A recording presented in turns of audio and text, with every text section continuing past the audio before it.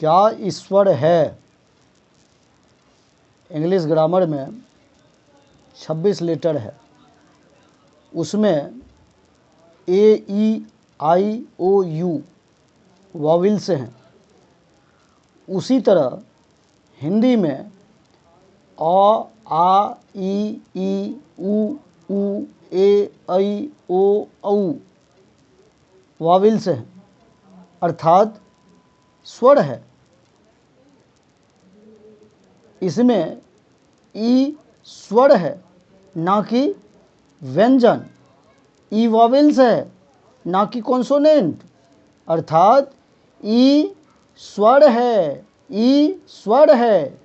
प्रकृति का नियम ही धम्म है, सनातन है, जो सदा से है।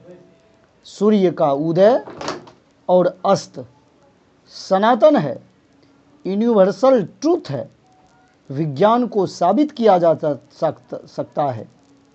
धम्म सम्यक अनुभूति है, प्रकृति का नियम है, ना कि ईश्वरीय देन। ईश्वर के संबंध में अलग अलग महापुरुष के अलग अलग राय हैं। कोई कहता है मैं ईश्वर का दूत हूँ, ईश्वर का कोई रूप नहीं है, वह निराकार है। कोई कहता है ईश्वर का रूप है, वह मेल फीमेल के रूप में भी है। कोई कहता है मैं ही ईश्वर हूँ। अलग अलग प्रवर्तक के अलग अलग राय और उनके समर्थकों में आपसी झगड़े, अपनी मान्यताएं, अपनी परंपरा, पूजा पद्धति, आडंबर इत्यादि अपने समर्थक बढ़ाने के लिए मारकाट। धम्म विलुप्त हो जाता है, असंप्रदाय मारकाट करता है। तथागत से किसी ने पूछा ईश्वर के बारे में, तो उन्होंने कहा हमारी ज्ञान इंद्रियां, आँख, नाक, कान, जीभ और त्वचा से किसी चीज़ का अनुभव हो तो प्रकृति में उसका अस्तित्व है, अन्यथा नहीं। हवा का अनुभव नाक और त्वचा से होता है, ईश्वर का अनुभव नहीं होता है। ईश्वर का अनुभव स्वीकार करो या ना करो, कोई फर्क नहीं पड़ता है, लेकिन दुख का अनुभव को नकार नहीं सकोगे। मैं दुखों से मुक्ति का मार्ग बताता हूँ। एक बार बुद्ध के पास एक व्यक्ति आया और ईश्वर के बारे में पूछा। बुद्ध ने उस व्यक्ति से प्रश्न किया, यदि किसी व्यक्ति को तीर लग जाए तो पहले उस व्यक्ति का तीर निकालना जरूरी है, या तीर किसने चलाया, कहाँ से चलाया, क्यों चलाया, जानना जरूरी है? वह व्यक्ति बोला, तीर निकालना जरूरी है। बुद्ध ने पूछा क्यों? उस व्यक्ति ने कहा, पहले उस व्यक्ति को दर्द से छुटकारा दिलवाना जरूरी है, ना कि इस व्यर्थ के बातों में। बुद्ध ने कहा, मैं भी लोगों को दुखों से मुक्ति का मार्ग बताता हूँ, ना कि ईश्वर ने दुख दिया, खुशी दिया। ईश्वर है या नहीं है, यह डिबेट का विषय हो सकता है, लेकिन आप दुख से कैसे इनकार कर सकोगे? बुद्ध ने दुख से मुक्ति का मार्ग बतलाया। इसके लिए चत्तारी अड़िए सच बताया। दुख है, दुख का कारण है, दुख का निवारण है, मुक्ति का मार्ग है। इसके लिए अड़ियो, अठंगिको, मग्गो अर्थात अष्टांगिक मार्ग बताया।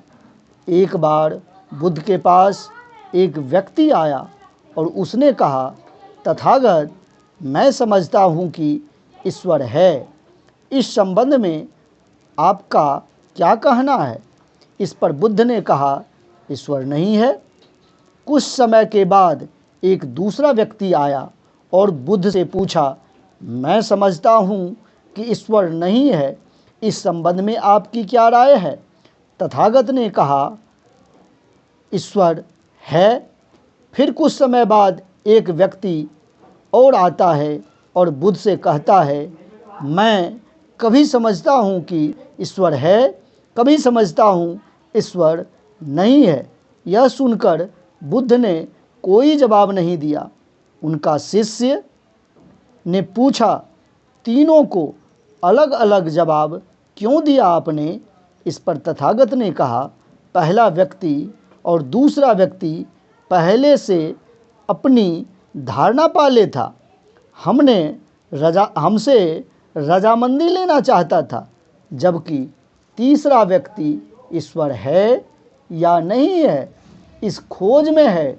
उस व्यक्ति को मैंने कोई जवाब इसलिए नहीं दिया कि स्वयं का खोज जारी रखे, स्वयं की अनुभूति महसूस करे।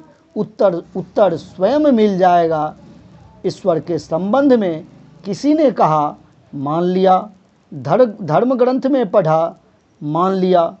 परंपराओं से चला आ रहा, मान लिया। मंदिर में बुलाया, चले गए। मस्जिद में बुलाया, चले गए। चर्च में बुलाया, चले गए। एक खूंटे से दूसरे खूंटे में बंधने चले गए। ईश्वर की एक झलक भी मिल पाई क्या? मिलती भी कैसे? परंपराओं से जो बंधे थे, स्वयं खोज के लिए तैयार हुए क्या?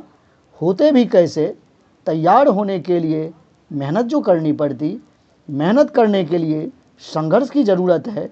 खुद से संघर्ष, परंपराओं से संघर्ष, अंधविश्वास से संघर्ष, समाज से संघर्ष, वो संघर्ष तुम कर ना सकोगे। संप्रदाय को ही धम्म समझोगे। प्रकृति के गूढ़ रहस्य को जानने के लिए अपने आप को मिटाना होगा।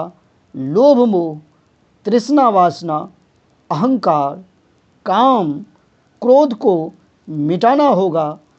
तब जाकर प्रेम की झलक पा सकोगे।